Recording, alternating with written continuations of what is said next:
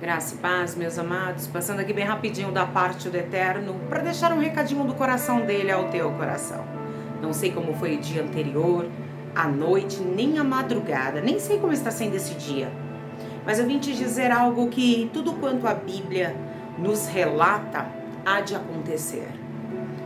Tudo quanto a Sagrada Escritura deixou como um manual para a gente saber o que fazer no nosso dia a dia, quando nos empenhamos a ouvir, a dar crédito naquilo que Deus fala através da Sagrada Escritura, o impossível acontece. O Senhor Jesus, por sua vez, ele viria na terra, por sua vez, ele morreria na cruz, entregaria a própria vida por mim e por você. Já estava escrito, precisava acontecer.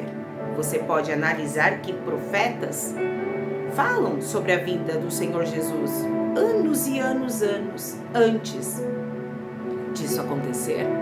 O próprio rei Davi vai nos falar sobre a vinda do Messias, sobre o triunfo do Messias. Eu vim dizer para você que para vencer uma guerra que era minha e tua, Jesus entregou-se, ou seja, ele permitiu ser ferido, morto, mas no grande dia, no terceiro dia, ele levantou-se para nos dar vida, a vida eterna. Com tudo que nós alcançamos aqui, ou tudo que almejamos aqui, nada se compara à nossa salvação. Outrora, se não alcançássemos nada terreno, só o fato de sermos salvos, só o fato de podermos morar na glória, já ganhamos tudo. Tudo.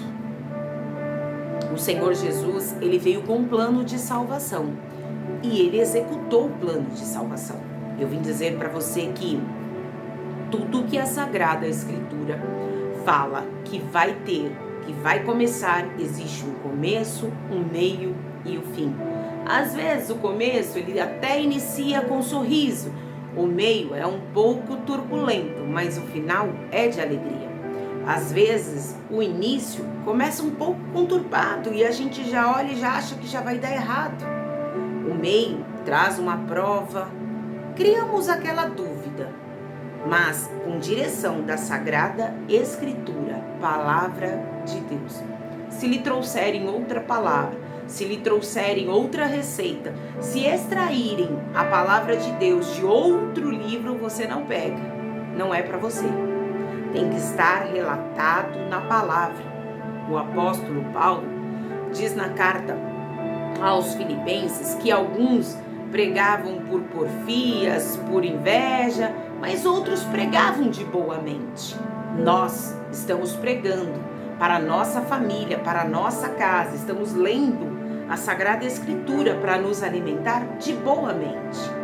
Não servimos a enganos, não queremos corromper a nossa fé para ganhar alguma coisa. Se tiver que trocar a fé no Senhor Jesus para adquirir alguma bênção, vamos partir daqui sem bênção alguma. Eu vim dizer para você que agarrar-se na palavra do Senhor Jesus, de fato, é o que precisamos para enfrentar esses últimos dias no qual o Senhor nos dá a vitória. Mas logo levanta-se algumas coisas que nos chateiam pelo caminho. Isso é natural.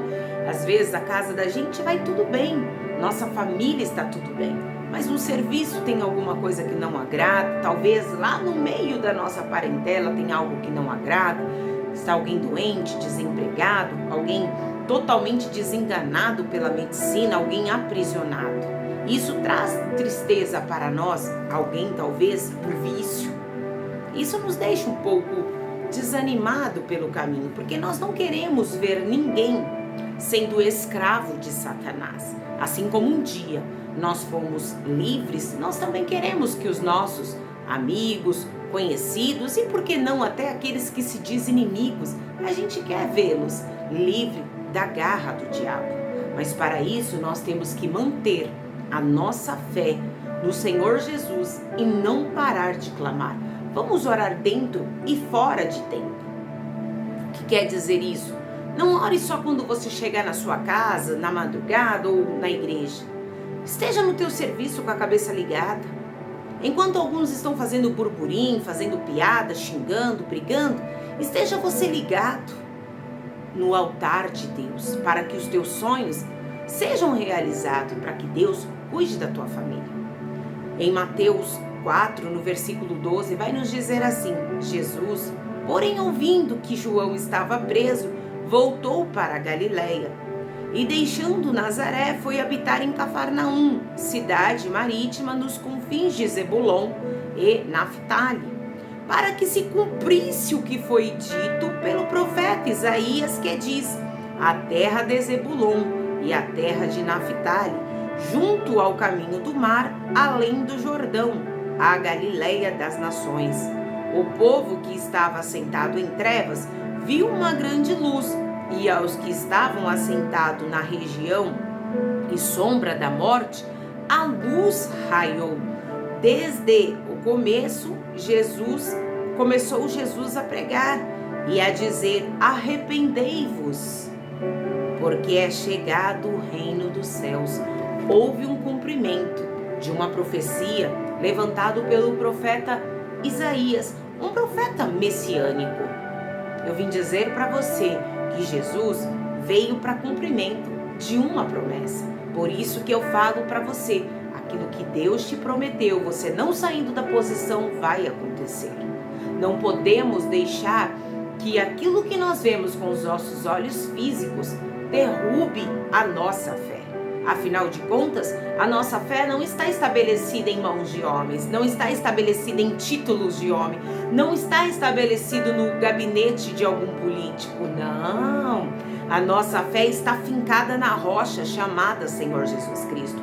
Acima de tudo e de todos existe um Deus assentado no seu trono de glória e vai vir nos buscar. Por quê? O Senhor Jesus precisa cumprir também essa promessa que foi liberada a nós, que ele iria para o Pai. Só que um dia esse mesmo Jesus voltaria e nós já vemos muitos e muitos sinais acontecendo. Sinais de todas as formas. O amor das pessoas se esfriaram para com Deus, automaticamente se esfria para com o próximo, se esfria para com os animais, se esfria para com a natureza. Não tem como a pessoa carregada de maldade, de coisa ruim, plantar coisas boas. Então, por onde ela passa, ela leva trevas, diferente do Senhor Jesus. O Senhor Jesus chegou numa grande multidão assentada à sombra da morte e a luz raiou. Que luz será essa? É o próprio Senhor Jesus. Eu vim te dizer que nesta manhã o próprio Senhor Jesus vai raiar sobre você, sobre a tua casa e tudo quanto é teu. Eu não sei quanto tempo é esse que você tem chorado, mas eu posso te assegurar que no tempo determinado de Jesus fazer uma reviravolta na tua vida e na tua casa, ele vai fazer. Talvez hoje você está olhando e não está vendo nenhum cumprimento de promessa, mas eu vim te dizer pela parte do Eterno que é necessário continuar acreditando.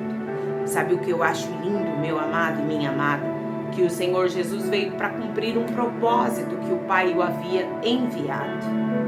Deus poderia ter mudado todo o cenário, poderia ter acabado com todo o pecado, com toda aquela gente maldosa, feito uma outra terra, feito um outro povo. De fato prendido e acabado com Satanás e suas cacarecadas para lá. Mas o Senhor Jesus veio para nos resgatar. O Senhor Jesus apostou em nós, vamos dizer assim. E nós estamos aqui confiando nele. Então eu vou dizer algo para você. Você não ficará confundida, você não ficará enganado, você não sairá perdendo esta batalha. Como eu sempre falo, que tem coisas que não vai voltar para as nossas vidas, não vai voltar para o nosso cenário. Mas isso não quer dizer que nós perdemos. Isso quer dizer que já não estava mais no propósito de Deus para mim e para você. Porque tem coisas também que começam como bênção, mas as pessoas se perdem pelo caminho. Se perdendo pelo caminho, se continuar nas nossas vidas, trará um jugo desigual. A gente puxa para um lado e a pessoa puxa para o outro. Aí a gente não vive o cumprimento da promessa de Deus. Por isso é importante estarmos sempre alicerçados naquilo que Jesus tem a nos dizer. Eu sempre falo que a palavra de Deus é como uma receita diária. A gente pega, alimenta-se para enfrentar o dia a dia. Eu não sei o que você tem enfrentado. Eu não sei qual é o problema que você tem vivido dentro da tua casa, no meio da tua parentela. Talvez é só você que está sofrendo ao teu redor. Aí tudo bem. Tá todo mundo dando banquete, tá todo mundo sorrindo, tá todo mundo curtindo, mas aqui dentro de você, você carrega algo que te machuca, que te maltrata.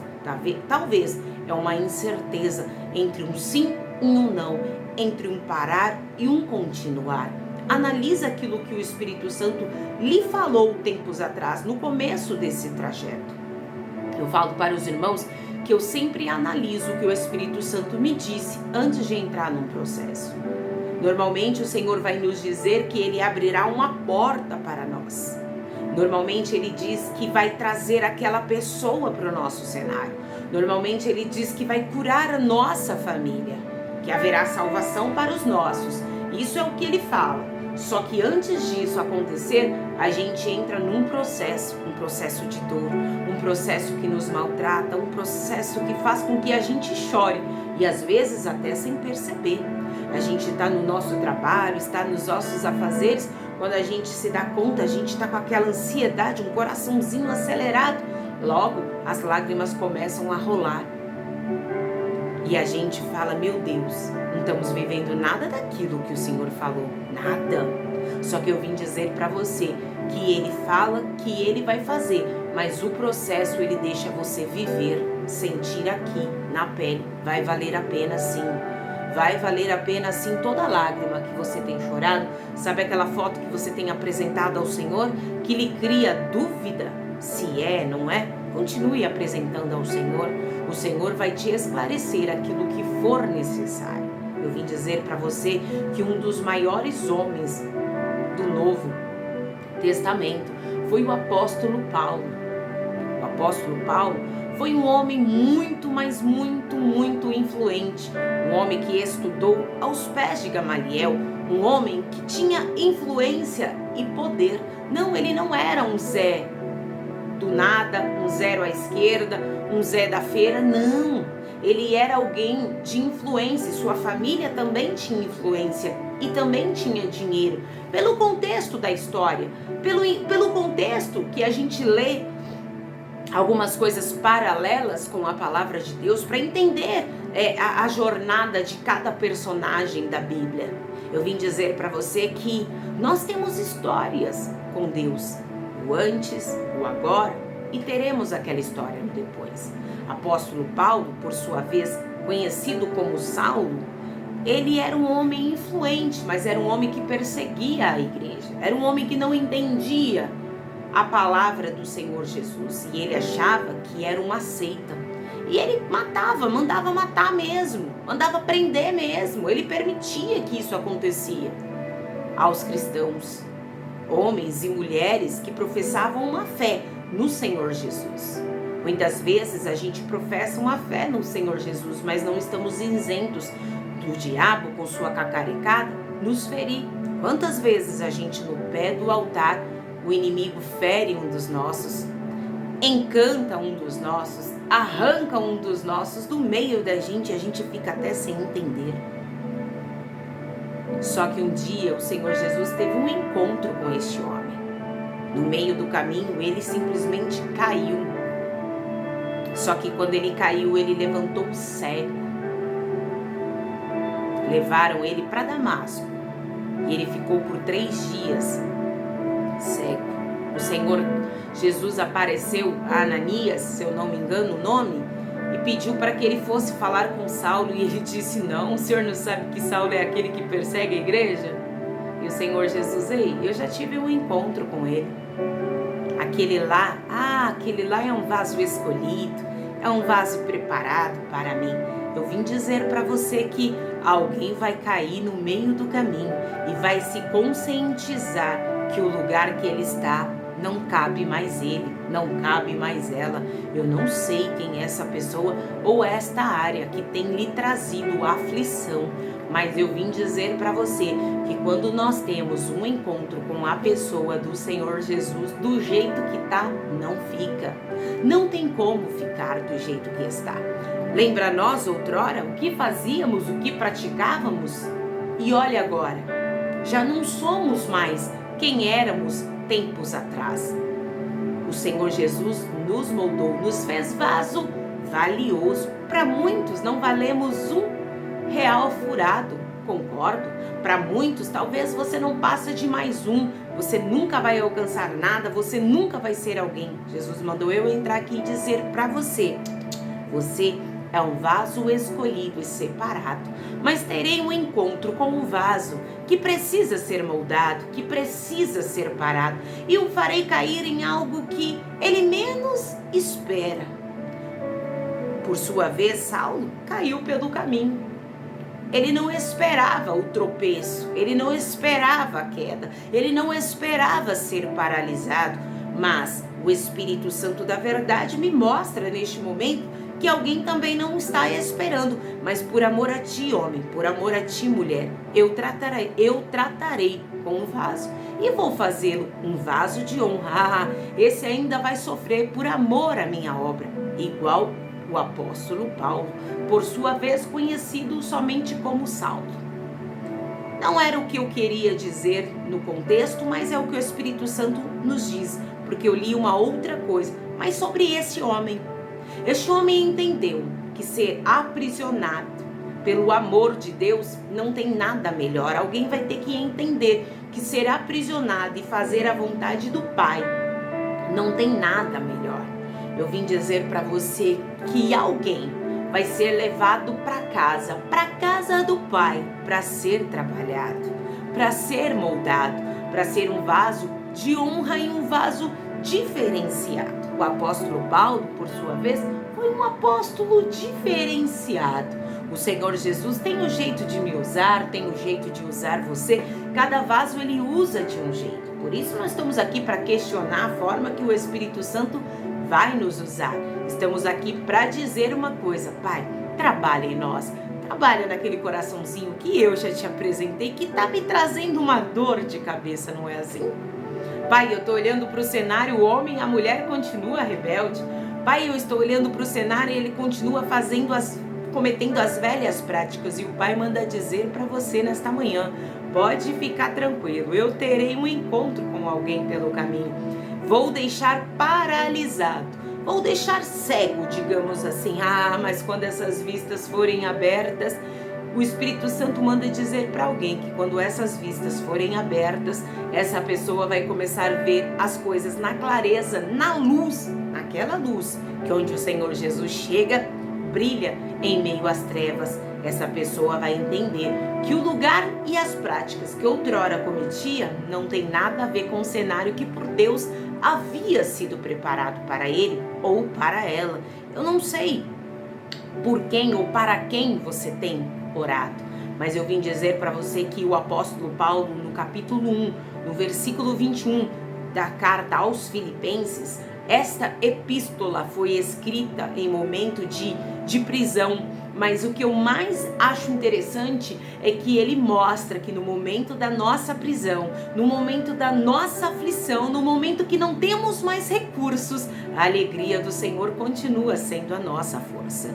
Talvez hoje você entrou aqui sem saber o que fazer, a ponto de desistir, mas eu vim te dizer que a alegria do Senhor vai romper no teu cenário no meio deste momento de prisão. No versículo 21 do capítulo 1 aos Filipenses vai dizer, porque para mim o viver é Cristo e o morrer é ganho. Paulo entendeu que se ele morresse, ele estaria vivinho, sairia ganhando com Cristo. Alguém vai ter que entender que morrer para o mundo e viver para Cristo vai ser algo ganhado, algo que ele nem esperava, porque a maioria das vezes a gente ganha algo que a gente nem espera, alguém vem e nos abençoa. Jesus está dizendo aqui para você, olha, alguém vai ter que entender que viver para mim, filha, viver para o cumprimento daquilo que eu quero, filho, é melhor. É morrer para o mundo, mas viver para Cristo, há ganho, há recompensa. Eu vim dizer para você que em meio a tanta dor que o apóstolo Paulo viveu, ele vai dizer assim no capítulo 4, no versículo 13, posso todas as coisas naquele que me fortalece. Mas lembrando que este versículo veio por causa de um versículo acima, que o apóstolo Paulo entendeu. No versículo 12, ele vai dizer, sei estar abatido e sei também ter abundância. Em toda maneira e em todas as coisas estou instruído, tanto a ter fartura como a ter fome, tanto a ter abundância como a padecer necessidade. Em todas as fases, o apóstolo Paulo soube passar. Por isso que no versículo adiante, no versículo 13 do capítulo 4, carta aos Filipenses, ele vai dizer, posso todas as coisas naquele que me fortalece, porque ele entendeu que ele pode suportar o processo. Eu vim dizer para você que você pode suportar o processo, porque o Senhor vai trazer uma alegria para você. Eu vejo na vida de alguém um reencontro e um abraço. Não sei se é com teu pai, com teu filho, não sei quem você quer dar um abraço, mas eu via uma mulher e um homem abraçando. Quando eu acabei de ler, posso todas as coisas naquele que me fortalece.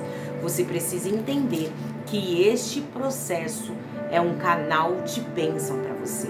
Lembra Josafá quando ele se colocou na posição? Você lembra Josafá quando ele se colocou na posição que eles foram, jejuaram, cantaram, estiveram de frente, em louvores, cantando ao Senhor. O que ele entendeu? Eu só faço aquilo que está na minha mão. Aquilo que está na mão do Eterno, Ele mesmo o fará.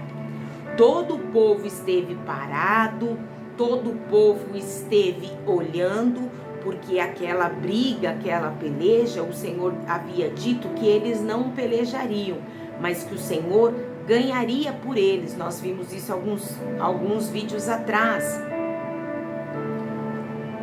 2 Crônicas 20, olha o versículo 20. Pela manhã cedo se levantaram e saíram ao deserto de Tecoa.